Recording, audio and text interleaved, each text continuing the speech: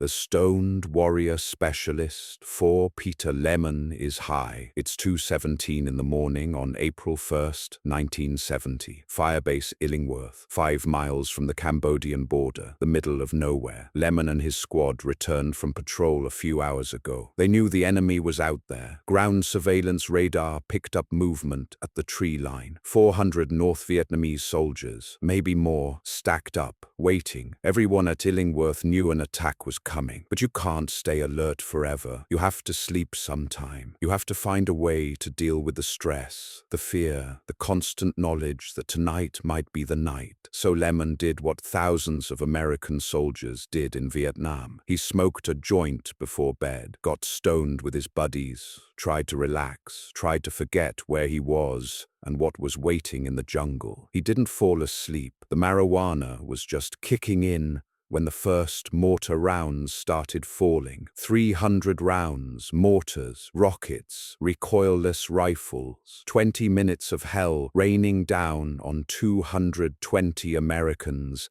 in an indefensible firebase. Then 400 North Vietnamese soldiers charged through the smoke and dust, straight at Lemon's position on the northern perimeter. Lemon looked at his machine gun, looked at the enemy pouring through the darkness, felt the marijuana coursing through his system. You get really alert when you're stoned, he would later say, because you have to be. This is the story of the 19-year-old Canadian kid who earned the Medal of Honor while high on marijuana, and how he dedicated it to the 3 friends who died beside him that night. Peter Charles Lemon was born on June 5, 1950, in Toronto, Ontario, Canada. His father Charles and Uncle Gordon both served in the Royal Canadian Air Force during World War II. His uncle John served in the Canadian Army as a military policeman. Military service ran in the family. It was expected, understood, part of who they were. When Peter was 2 years old, the family immigrated to the United States. They settled in Tawas City, Michigan, a small town on the shore of Lake Huron. About a decade later, Peter became a naturalized American citizen. He grew up in a typical 1950s American childhood. Small town, working-class family, his sister Judy, his brother Richard, nothing exceptional, nothing that suggested he would become a hero. Lemon graduated from Tawas Area High School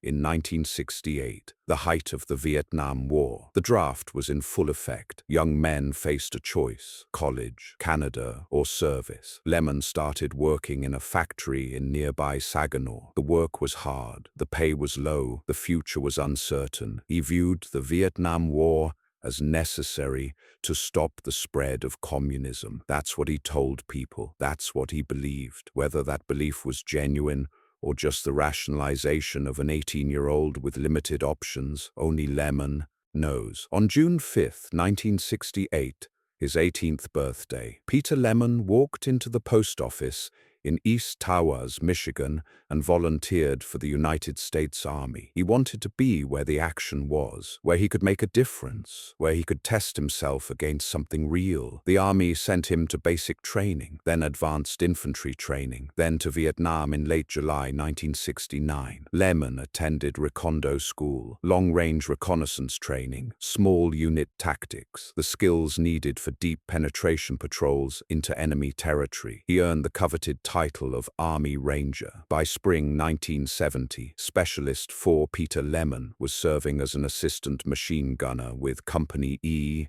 2nd Battalion, 8th Cavalry, 1st Cavalry Division. He was stationed at Firebase Illingworth, a brand new firebase, only 2 weeks old, built in a dried-up pond bed 5 miles from the Cambodian border, overlooking a heavily used North Vietnamese army route. The firebase was bait, a trap designed to draw the enemy into attacking a position where American air superiority and artillery could destroy them. Fire missions would be called. Gunships would arrive, the enemy would be annihilated. At least that was the theory. The reality was more complicated. Illingworth was indefensible. 20 bunkers built into a 1.2-meter-high earthen berm, claymore mines outside the perimeter, but no concertina wire. The battalion commander, Lieutenant Colonel Michael Conrad, believed wire wouldn't stop a determined enemy, so why bother? The firebase had armored vehicles, 4 M113 armored personnel carriers, 1 M551 Sheridan artillery, 2 8-inch howitzers, 3 155mm howitzers, 6 105mm howitzers, a mortar platoon, plenty of firepower, as long as you had time to use it. On the evening of March 31st, 1970, Lemon and his squad went out on patrol, standard reconnaissance, looking for enemy activity, making sure the perimeter was clear. They found nothing, returned to base, reported negative contact, everything quiet, but everyone knew the enemy was out there. Ground surveillance radar had picked them up just before midnight, hundreds of them, massed at the tree line, preparing for something. Lemon and his friends did what soldiers in Vietnam did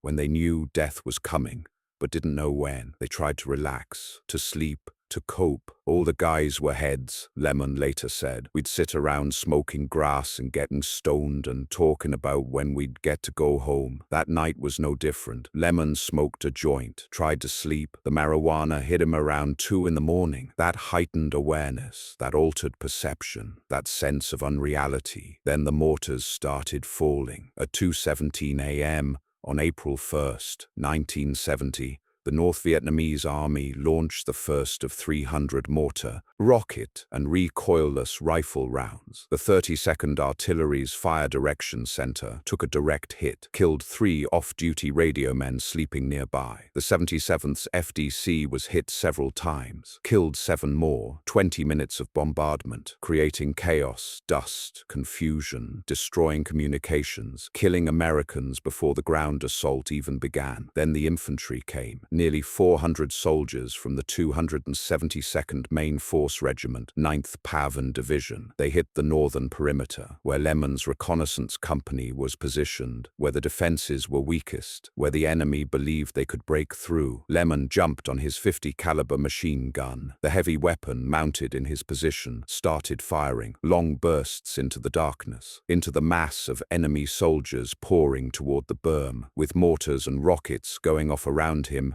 he stood tall on his gun, pouring rounds into the oncoming wave, killing North Vietnamese soldiers, slowing the assault. The marijuana was still in his system, but fear burns through chemicals faster than anything. Adrenaline, terror, the survival instinct, all of it overwhelming the high, sharpening his focus, making him hyper-alert. You get really alert when you're stoned because you have to be. His machine gun jammed, stopped working. Enemy soldiers were almost at the berm now. Seconds from overrunning his position, Lemon grabbed his M16 rifle, started firing, controlled bursts, picking targets, dropping enemy soldiers one at a time. His rifle jammed, malfunctioned. The enemy was at the berm, climbing over, coming for him. Lemon picked up hand grenades, started throwing them into the mass of enemy soldiers, into groups trying to overwhelm his position, killing them before they could kill him. He threw grenades until he ran out, watched enemy soldiers fall, watched others keep coming. There was always one more. One North Vietnamese soldier made it to his position, weapon raised, ready to kill, ready to finish this. Lemon had no ammunition, no grenades, no weapons at all, so he attacked with his bare hands. The fight was brief, brutal, hand-to-hand combat in a bunker while mortars exploded overhead, while the firebase burned, while Americans died. Lemon killed the enemy soldier. How, he never detailed. With his hands, his knife, whatever he could reach, however he had to. The North Vietnamese assault on his section of the perimeter was broken, temporarily. Bodies piled near the berm. Lemon's position had held, but the fight wasn't over. The enemy was hitting other sections, breaking through in places. The firebase was in chaos. Lemon saw friendly positions being overrun, Americans falling back, the enemy advancing. He couldn't stay in his bunker, couldn't wait for orders, couldn't let his brothers die. He left his position, ran across the firebase, through enemy fire, through explosions, through hell. He reached another defensive position, started firing, using weapons from the dead, grenades from fallen soldiers, anything he could find, fighting to hold the line, to keep the enemy from overrunning the entire firebase. A grenade exploded near him. Shrapnel tore through his body. fragment wounds, bleeding, pain, the kind of injuries that should put a man down, should end the fight. Lemon kept fighting. He picked up another casualty, an American soldier, wounded, unable to move. Lemon started dragging him back toward the aid station, through fire, through explosions, through a killing ground that should have killed them both. Then the world exploded. The North Vietnamese had been targeting the ammunition dump all night. The Americans had received 40 tons of 8-inch artillery shells the day before, shells that didn't fit their guns, useless ammunition, so they stacked it in the center of the firebase, planned to ship it out later. A communist shell hit the pile. The explosion was catastrophic, blew a massive crater in the center of Firebase Illingworth. The concussion wave knocked men off their feet hundreds of yards away. The fireball lit up the night sky. Lemon was blown through the air, again thrown like a rag doll. He hit the ground hard, stunned, dazed, wounded, still stoned, but alive. He tried to stand, couldn't. His legs wouldn't work. His vision was blurred. Blood was running into his eyes. He'd been wounded multiple times now. Shrapnel, concussion, burns. The cumulative damage was overwhelming. But the American soldier he'd been dragging was still alive, still needed help, still needed to reach the aid station. Lemon crawled, dragging the wounded man, pulling him across the shattered firebase, inch by inch, ignoring his own wounds, ignoring the pain, ignoring everything except getting his brother to safety. He reached the aid station, collapsed, lost consciousness. When he woke up, medics were working on him, trying to stabilize his wounds, trying to prepare him for evacuation. Lemon refused treatment, refused evacuation. Other men needed help more than he did. The critically wounded, the dying, take them first. The medics tried to argue. Lemon wouldn't listen. He lay on a stretcher, bleeding, wounded, stoned, but alive, watching helicopters arrive at dawn, dust off birds, red crosses on white squares, taking the worst casualties first. 24 Americans died that night. 54 were wounded. The North Vietnamese lost 74 confirmed dead, probably many more who were dragged away during the battle or died later from wounds. Company C troops retook the berm as dawn broke. The battle gradually quieted. The enemy withdrew. Illingworth had held, barely. Major General L.V. Roberts, commander of the 1st Cavalry Division,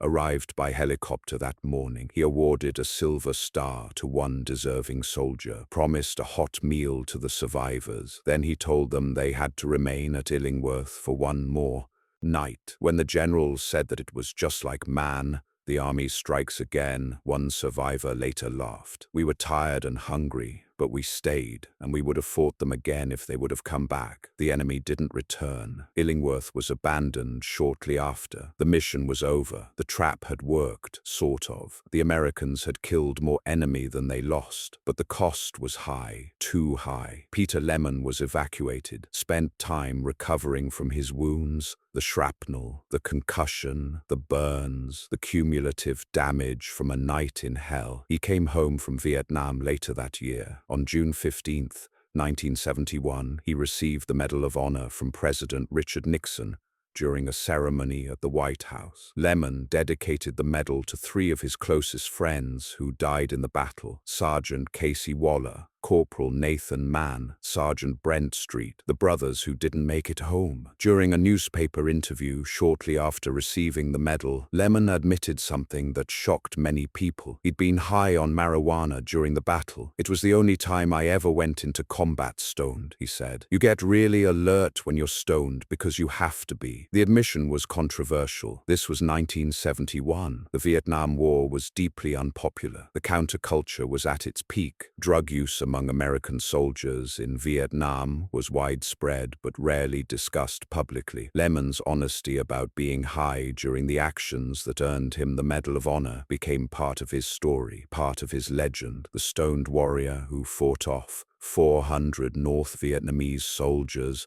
and saved his brothers. Some people criticized him, said he shouldn't have admitted it, shouldn't have tarnished the medal, shouldn't have embarrassed the army. Lemon didn't care. He told the truth. He'd been honest about who he was and what happened that night. The medal wasn't about perfection. It was about courage, about refusing to quit, about doing what needed to be done when it needed to be done, even when you're 19 years old, even when you're scared, even when you're high. Peter Lemon left the army in 1972, returned to academics, got a bachelor's degree from Colorado State University in 1979, speech, then a master's degree in business administration from the University of Northern Colorado in 1981. In 1998, UNC proclaimed him their Humanitarian Alum of the Year. Lemon became a motivational speaker, wrote a book, Beyond the Medal, produced a PBS special, Beyond the Medal of Honor. His book and documentary were donated to every high school in the United States. To inspire American children to be worthy citizens, he spoke about courage, about duty, about the reality of war, about the friends who didn't come home, about Casey Waller, Nathan Mann, Brent Street, about the men whose names should be remembered. For decades, Lemon didn't wear his medal. He opposed the Vietnam War, believed it was wrong, believed the United States had no business there. The contradiction between his service and his beliefs created internal conflict. How do you honor a medal earned in a war you believe was unjust? Then it occurred to him. The medal wasn't about the war. It was about his comrades in arms, about the men who fought beside him, about the men who died that night at Illingworth. He started wearing the medal, not for himself, not for the war, but to honor their memory, to make sure people remembered, to make sure their sacrifice wasn't forgotten. Every April 1st, survivors of Firebase Illingworth gather. They call it Thank God I'm Alive Day, a remembrance, a celebration, a recognition that they survived when so many didn't. The numbers dwindle each year. Old age, illness, death, the inevitable erosion of time. In 2024, only 2 survivors could attend the ceremony at Fort Sill: retired Captain John Ahern and retired Staff Sergeant John Naylan, both living in San Antonio. Each year we try to gather here to remember our fallen brothers, Ahern said, but each year is getting less and less of us. The monument at Constitution Park lists the names. 24 Americans killed, 54 wounded. The deadliest day of the deadliest month of the Vietnam War. Peter Lemon's name is on that monument. Not among the dead, among the survivors, among those who came home, who built lives, who remembered. He is 74 years old now, the 8th youngest living Medal of Honor recipient, the only Canadian-born United States citizen to receive the medal for fighting in the Vietnam War. He still speaks, still tells the story, still honors Casey Waller, Nathan Mann, Brent Street, still makes sure people remember what happened on April 1st, 1970, still admits he was high that night, because honesty matters, because the truth matters, because the medal isn't about perfection. It's about courage in the face of overwhelming odds. The story of Peter Lemon is complicated, messy, human. A 19-year-old kid who smoked marijuana before bed, who got high with his buddies because that's what soldiers in Vietnam did, who was stoned when the attack came and had to fight anyway, who jumped on a .50 caliber machine gun and fought off 400 enemy soldiers, who used his rifle when the machine gun jammed, who threw grenades when the rifle malfunctioned, who fought hand-to-hand when the grenades ran out, who left his position to help defend other sections of the firebase, who dragged a wounded man to the aid station through explosions and enemy fire, who refused evacuation so more seriously wounded men could go first, who earned the Medal of Honor, who admitted he was high, who dedicated the medal to his 3 friends who died, who opposed the war but honored the warriors. That's Peter Lemon, imperfect, honest, human. The medal isn't his alone. It belongs to Casey Waller, Nathan Mann, Brent Street, to the 24 who died, to the 54 who were wounded, to everyone who fought at Firebase Illingworth on April 1st, 1970. Lemon is the caretaker, the one who survived, the one who tells the story, the one who makes sure people remember, even the uncomfortable parts, even the marijuana, even the complexity of a war many believed was wrong, and soldiers who fought it anyway. You get really alert when you're stoned because you have to be. That's what Lemon said. That's what happened happened. 19 years old, high, terrified, fighting for his life and the lives of his brothers. 400 North Vietnamese soldiers, 20 minutes of bombardment, hand-to-hand combat in a bunker, dragging a wounded man through explosions, the massive detonation of 40 tons of artillery shells. Lemon survived it all, came home, told the truth, honored his friends, lived a life worthy of their sacrifice. That's the story of the Stoned Warrior, the kid who earned the Medal of Honor while high on marijuana, who admitted it publicly, who refused to pretend he was something he wasn't, who understood that courage isn't about perfection. It's about doing what needs to be done, even when you're scared, even when you're wounded, even when you're high, even when you're 19 years old and fighting for your life in a fire base that shouldn't exist against an enemy that shouldn't have gotten that close. Peter Charles Lemon, Specialist 4, Sergeant, Ranger, Medal of Honor recipient, the Stoned Warrior who fought off 400 soldiers and never forgot the 3 who died beside him. That's courage, that's honesty, that's Peter Lemon.